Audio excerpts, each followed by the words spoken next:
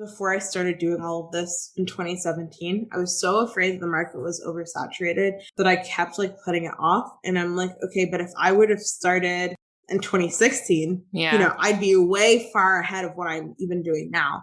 So yeah, just do it.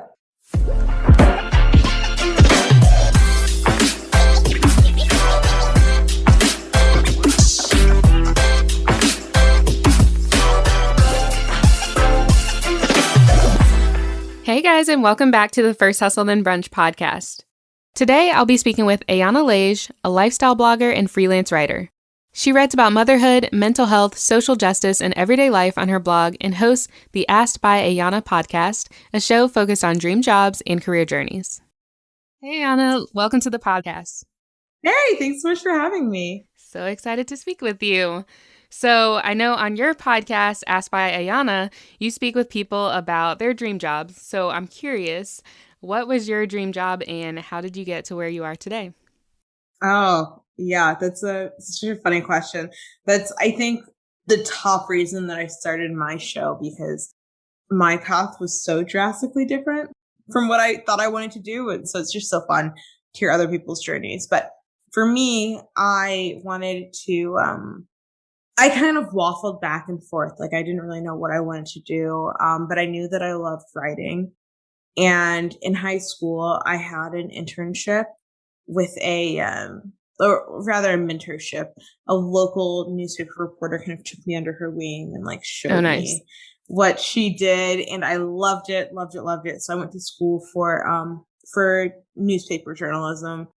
Did that for not very long before realizing that it just like was not what I wanted to do full time. And then from there, I just kind of had like a few various marketing gigs before I decided to kind of strike out and try my own thing. I'd had a blog as a side project for a lot of this time, but it hadn't really ever considered that it could be something that made me like a decent amount of money. So once I kind of really started, I guess, to think about that and like, okay, is this something that's feasible? Then my goal became self-employment, which is where I am now. It's a lot of fun. Nice. Yeah. So wait, what was it about your journalism job that you just weren't a fan of? So one of my bosses actually said it so well, and I like feel like this applies to so many like really tough, grueling careers, but he said, only do this if you can't bear to do anything else. Definitely feel like it's something that you kind of have to have such a like, I don't want to say the word calling, but I can't think of another word, but such a passion for, and like you have to be drawn to it because the pay sucks, the hours suck. It's really, really just difficult work emotionally. It's a tough industry. Yeah. That makes sense. Yeah. So you were able to kind of express yourself still through writing on your own blog, which is nice. Yeah. So what types of topics did you cover on your blog? Or do you still, I know you still blog. So what do you cover? Yeah. No. So when I first started, it was like very much like super lighthearted. Like I just wanted a place to just like kind of talk about like fashion trends, and literally would just write up like, here's a recap of everything I did this weekend, because I just thought it was so fun. And then I feel like over the years, it's kind of pivoted to more substantial topics. Not that like I write about whatever I want, which is like a beautiful thing about about working for yourself. There are no restrictions. I will still post like fluffy, fun content, but I also, spend a lot of time talking about mental health awareness, parenting, body image. Sometimes like I dabble in talking about like purity culture in the church, but that's a topic that, like it can be a little bit of a headache to deal with feedback on. Oh, for sure. I understand that. Yeah. So, but it varies. But yeah, I would say that those are like the main things that I really like talking about. Yeah. So I guess what caused that shift into some of the more serious topics, I guess? Yeah, no, that's a good question. I think that I felt really strongly when I first started that, as I mentioned, I was like, this was like a fun place. This is an escape from reality. And so I'm sharing outfit links, I'm sharing outfit of the days, I'm like doing all of this. And I was in this like headspace where my husband and I had just moved back to Tampa, my hometown, and he wasn't able to like find a good job. We were living with my parents while we were trying to save for a house. Like I was so stressed about everything, wondering whether we should have made the move. Like, so I had all of this going on and I was still trying to like, post like, here are my new sunglasses. And like, that's all that I'm sharing with the world. So I kind of had a moment where I was like, you know what? Like, remember I was sitting in a coffee shop and I was just like, I'm going to write about that. Like, I'm going to share that, like, I'm struggling, that life is kind of weird right now. And that there's a lot of tension. And that post got more of a response than like anything I'd written in the past month. And like, granted, like you shouldn't do it to get a bunch of likes and comments and shares, but I think that showed me like, okay, this is what people are kind of craving. Yeah, that was kind of the moment that shifted it. And that was about 4 years ago, I think. Okay, nice. Yeah, I feel like there's a lot of noise on the internet, as we're all very aware. And so people really want to see authenticity these days. And I mean, I've been following you for years, so I know that you are very vulnerable and open. And I know I appreciate it. I'm sure plenty of other people appreciate it as well. So yeah, thanks for being so open with everything going on in your life, and also being open about things happening in the world and not shying away, because that was a big deal. I know a couple years ago, which is actually crazy to think that 2020 was 2 years ago, but during the whole Black Lives Matter and all of those movements that happened after that, there was a lot of silence on behalf of a lot of influencers. And then all of a sudden it was a lot of noise. And I know that you posted a few different IGTVs that went viral. So yeah, what was that like? And, what are some positives that came out of it? What were any downsides? Because I'm sure getting some of that extra attention on such a tough topic was not always positive. Yeah, it was a weird time. So the first IGTV that I posted that went like super, super viral, I think got over 1 million views, was like totally like, I was not expecting anything from it. I downloaded stories that I'd shared and kind of cobbled them together into a video because someone asked me like, hey, could you put this somewhere permanent? And basically I was just talking about the fact that people were asking me, well, why do I have to post about Black Lives Matter? Like, I could be out there protesting for all that, I could be out there donating and, but it doesn't count unless I post it on social media. And that was kind of like a response, like the Blackout Tuesday and everything. Between you and me, like people who are asking me this, we're not protesting or donating. Like, and I'm just being honest. I don't know. I feel like a lot of them probably weren't. So yeah, I'm sure that there are people who genuinely have that inquiry, but I think the people who I talked to directly, I don't know that their questions were like asked in good faith. But either way, it got me thinking. And so then I was like, okay, well, what is the response? Like, why does it matter if you share? So yeah. And then once I got such a response, people asking me to share more and asking more questions, then I kind of just kept on making those Instagram videos. And I did pretty much until my daughter was born. So for about 2 months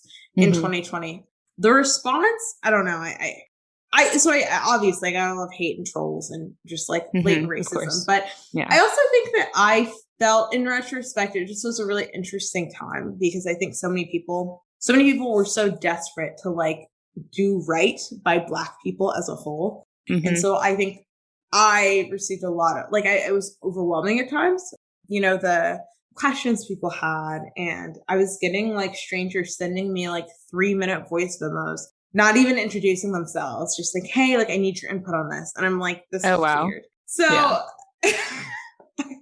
it was an interesting time for sure. Yeah, I was about to ask if you felt like you had become some sort of representative for Black people during all of this, because I mean, I feel like Black people in general, like we all felt like a representative of our race during this time because everyone was coming to us asking questions. At my job, the one that I was at during all of this, I was the only Black person in the office. So I was the go-to person. I'm like, please leave me alone. Like, mean this, out of the kindness of my heart, like, please stop. So yeah, did you ever feel that way and feel like you had to keep creating content about this? Yeah. I mean, I wouldn't say that I felt that I had to keep creating content, but I definitely did feel in this made me deeply uncomfortable. But some of the responses that I got made me feel as if non-Black people looked at me like, oh, I really like your delivery. And for me, I'm like, okay, I'm like in my office with my phone propped up, just talking. Like that's just my personality. But that doesn't make what I'm saying somehow more believable or more worth listening to than someone who is righteously angry about the way that things are, you know? So Mm-hmm. I think that is something that really bothered me, that people were kind of like using very racially coded language, thanking me for like not getting aggressive, like, you know, Oh, wow. for presenting it in a way where they didn't feel attacked by it. And I'm just kind of like, ugh. Yeah. The funny thing is that a lot of people, then I lost those people, because there have been things that have happened since then that I've gotten pissed off about, and I've ranted about on stories. And then those are the people messaging me like, you think everything is racist, you know?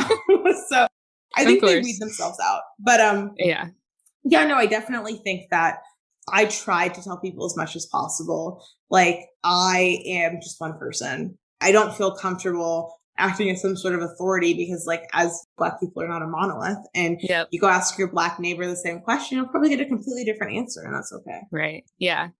Yeah, exactly. Well, it was really cool to see that all happening, because I was following you beforehand and I'm like, wait, what is happening? She's like blowing up right now. I know, it was weird, but it was crazy. It was weird. Yeah.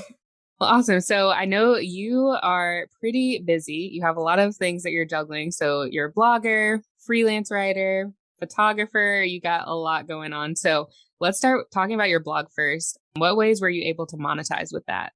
So the main way that I make money through like the influencing blogging sphere is with brand partnerships. I'll do affiliate linking, and I will do like content creation for brands that they use on their channels. I'll do like consulting calls, but like my bread and butter is just working with brands, and in those cases they're paying me to post on my various channels about their product or service or what have you. So yeah, I have been doing that for, I can't count. I think, this year will be 5 years. So almost Nice. 5 years. Yeah, it's a long time. So where do you find brands to work with? Do you reach out to them a lot of the time, or do they come to you? And at the beginning, I did a lot of like applying for influencer networks and going to networking events, like doing what I could to hustle. These days, it is, I would say, probably about like 90% of the brand deals that I get come from brands finding me. But yeah, that's just kind of been something that changed over time. And is there anything that people should know about working with brands that, you know, any recommendations you have? Because I know these days, especially, there's so many people that are interested in influencing and getting started in this space, but don't really know where to start. Gosh, there's so much that I could say, but I would say my top tip, my top regret is do not sign your life away for a free product, or don't sign your life away anytime, especially for a free product or for $100.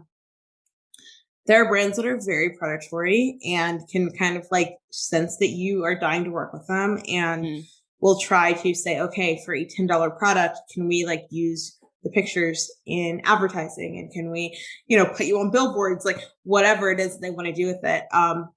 That's my biggest regret early on. I was like so excited and so hungry for it that I just said yes to pretty much anything. And I got taken advantage of a lot. So yeah, know your worth in the beginning. I think that's my biggest tip. Yeah, that's a good point. Not only for that reason, but also just like when your audience sees you promoting all kinds of random stuff, because people will reach out to you. Like there's so many companies that have reached out to me. At some point I had like a teeth whitening company reach out. I was doing that. And then I'm in the personal finance space. Like, why am I promoting teeth whitening? So just like some stuff just doesn't even make sense. So yeah, that's a good point.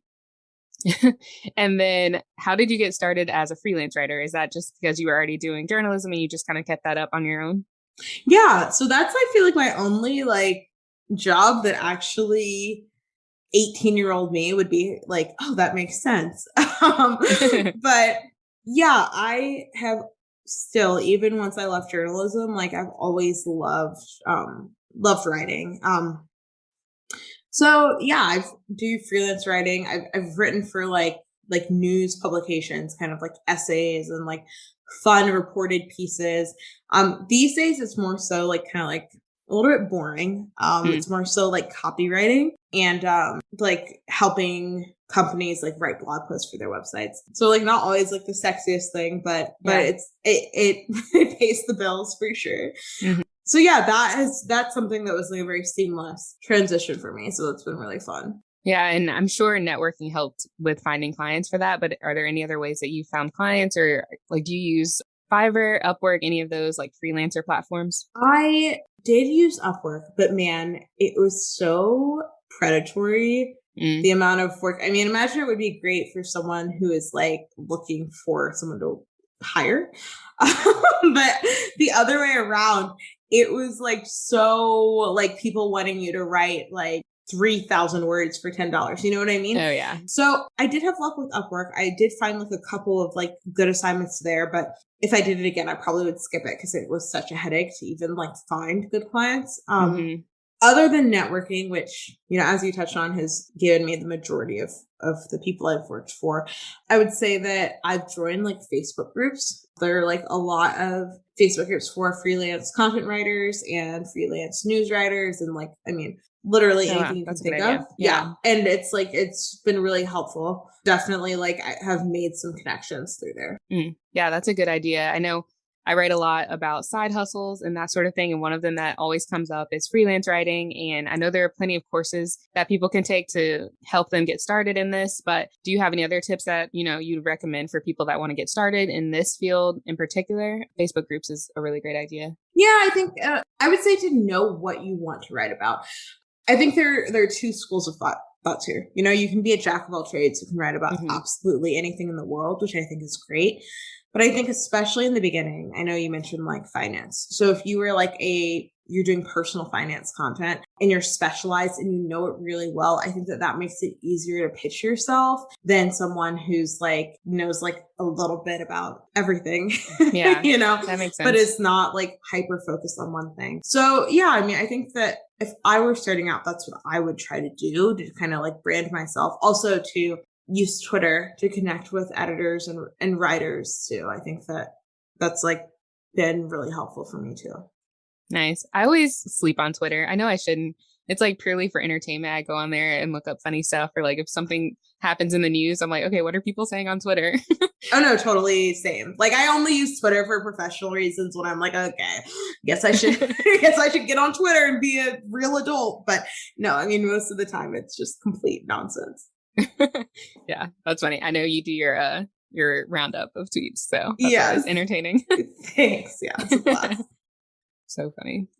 So you're also a photographer. So how did you get started with that? Did that passion start once you were blogging for yourself and get the experience from taking your own photos, and then you decided to branch out and help other people?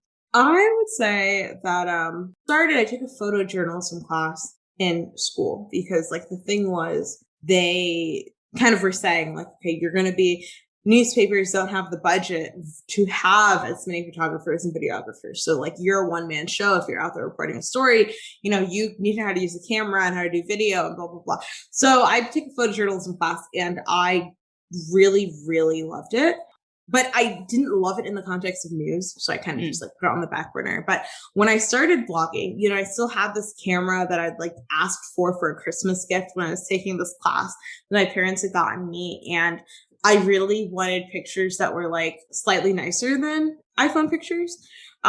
So I decided to like try to learn how to use my camera, I like for real. And then also like looped in my husband, kind of taught him the basics. So then, yeah, I really liked it. And I was like, I think I'd like this better if I was the one behind the camera. So for the last few years, like off and on, you know, I've done like photos for family and for friends. And then just recently, like actually branching out and working with complete strangers, which has been so much fun. Yeah. Yeah, that's awesome. Do you have a specialty or like specific thing you like to shoot? I know there's plenty of lifestyle photographers, weddings, babies, all of it. So yeah, what do you like? Yeah, I think that the most fun that I've had so far has been couples and families. It's so funny because I am a blogger myself. So you would think maybe that like branding and lifestyle and lifestyle in the sense of like, you know, I don't know, like a lifestyle blogger, you know, just taking pictures of one person for their brand. I feel like should be like something that I like love more than anything. But it's just like not my top thing, although it's obviously still something I offer. So yeah, no, families and couples. that's what I have the most fun with. Yeah, it's also cool because once you start working with families, especially if they're younger families, kids, and they want to keep taking pictures, you get Yes, to it's watch so them grow sweet. up. That's the cutest. Nice. Well, that's a lot. Are you doing anything else that I haven't mentioned yet? Gosh, I'm like racking my brain. Work-wise, I think we covered it. I think we've got it. Oh my gosh. So you're very busy on top of being a wife, a mom. So how do you juggle all of these different things? Honestly, here's like a very real answer. A lot of the time, not well. I love the I would honesty. I would love to be the person who's like has so organized and just like on top of things. And like lately that hasn't been me. I mean, I think that the thing that has helped me, and this is so counterintuitive, I actually like just wrote a blog post and I mentioned this, is that I end like assuming that I've met every urgent deadline, I end work around 5 p.m. every day. Even if I haven't done all the things that I want to do.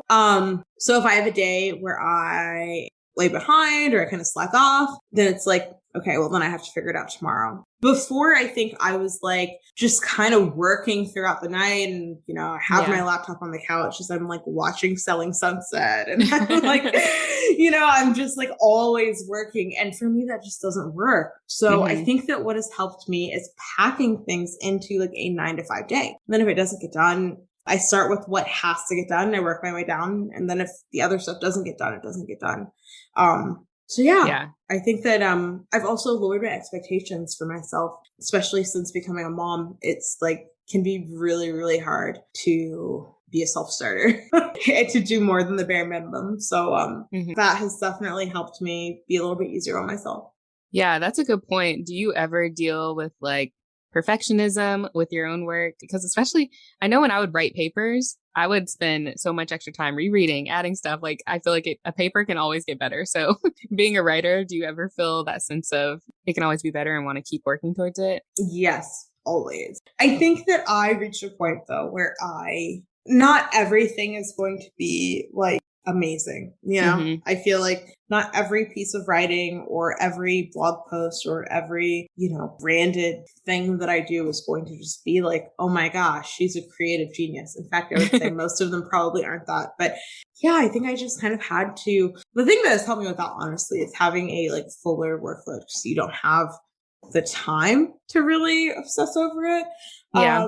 But yeah, I know. I mean, I definitely deal with perfectionism. I hate getting edits or feedback back because I'm like, why didn't I do that right the first time? But yeah, no, I mean, I've gotten used to it, but it definitely is still a problem. Do you use any project management tools to keep up with all the different things you're working on? I have tried them all. Honestly, I have the most luck with pen and paper. Like I have planner next to me where I like write down everything I have to do.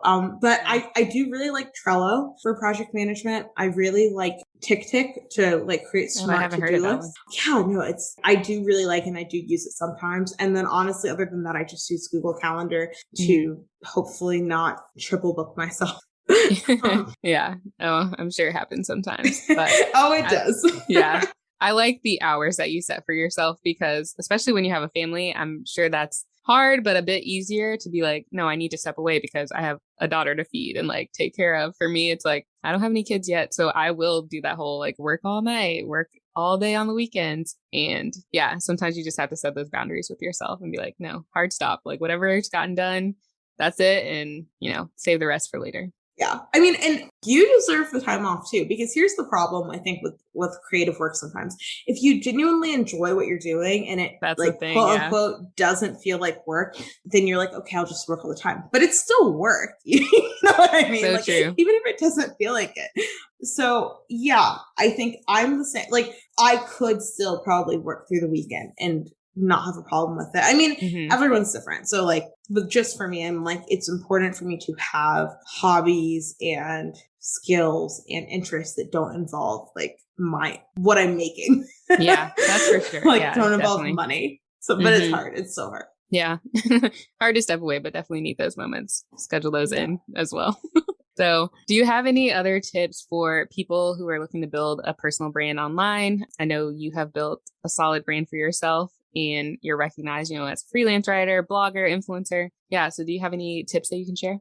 I would say to do your best to be consistent, especially on social media. I would not fall into the trap of like trying to be on every single social platform.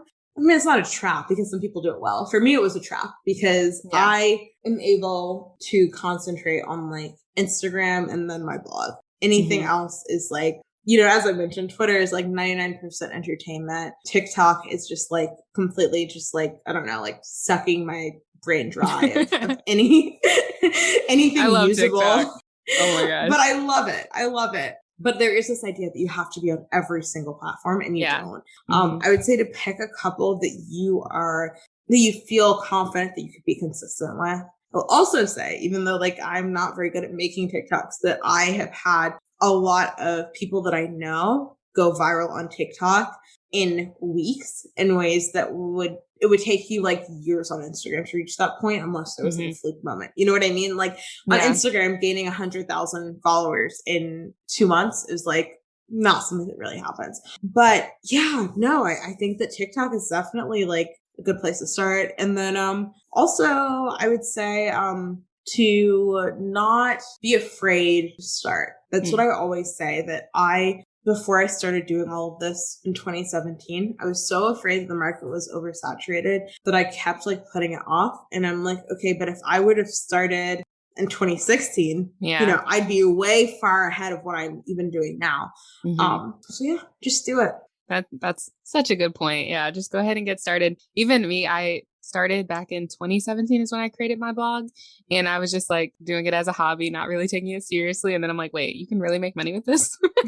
And so, yeah, just like get started and you'll learn along the way, kind of figure it out as you go. So true. Definitely. Yeah. Well, one of the last questions I always ask guests, a lot of people say, oh, I wish I had known this sooner. I wish I knew this earlier, would have changed my life. And maybe we've talked a little bit about some things that you wish you had done differently. So I'm curious, if you had to choose something that's happened in your life, in your career, when it comes to freelance, anything like that, that you wish you had known that you think would be helpful for the audience. Yeah.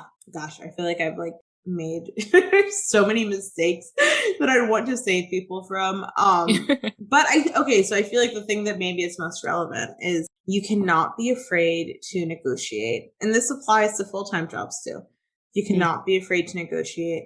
I don't know your listener base, but I always say white men don't have these struggles. I know because I'm married to one. But when it comes to like, should I ask for more? Are they going to be upset? Are they going to be like, who does she think she is? Like, no, like I think that honestly, I saw a significant shift in my just earnings and my career success when one of my friends told me like, Anna, you need to double what you're asking for when you're in these brand negotiations. And I was like, are you crazy? Like, I'm not going to do that, blah, blah, blah. So finally I was like, okay, I'm not going to double it, but I'll add a few $100s to it. And the next offer that I got when I said that number, they accepted it immediately. And I was like, wow, okay, well, so, I just think that is the one thing that I wish I would have known. At the end of the day, like, always remember that, like, yeah, you're grateful for work to put food on the table, but they're lucky to have you. So don't let a company like try to get away with paying you like $50 for your work the way that I did, because just know your worth, ask for more money. And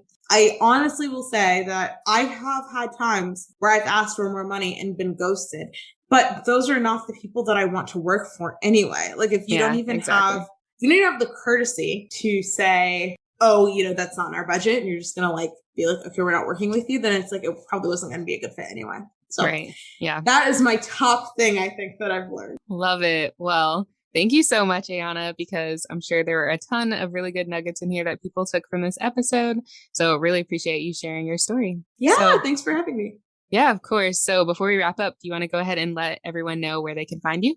Sure. So Instagram is probably the best place to find me. My handle is Ayana Gabrielle Lage. I always am convinced that I'm going to like spell it wrong on the podcast. It's happened once. Like, I know how to spell my own name. I've been on a lot of podcasts and I've misspelled it once. So hopefully this is not the second time. But it's Ayana, Ayana, Gabrielle, Gabrielle, Lage, Lage, and then also you can find me at ayanalage.com. Thanks for tuning in to the First Hustle Then Brunch podcast. If you enjoyed this episode or learned something new, I'd love if you subscribed and left us a review. Another way to support the podcast is to take a screenshot of this episode and share it on your Instagram story. Tag me at First Hustle Then Brunch so I can repost it. Thank you so much for supporting the show, and I'll see you in the next episode.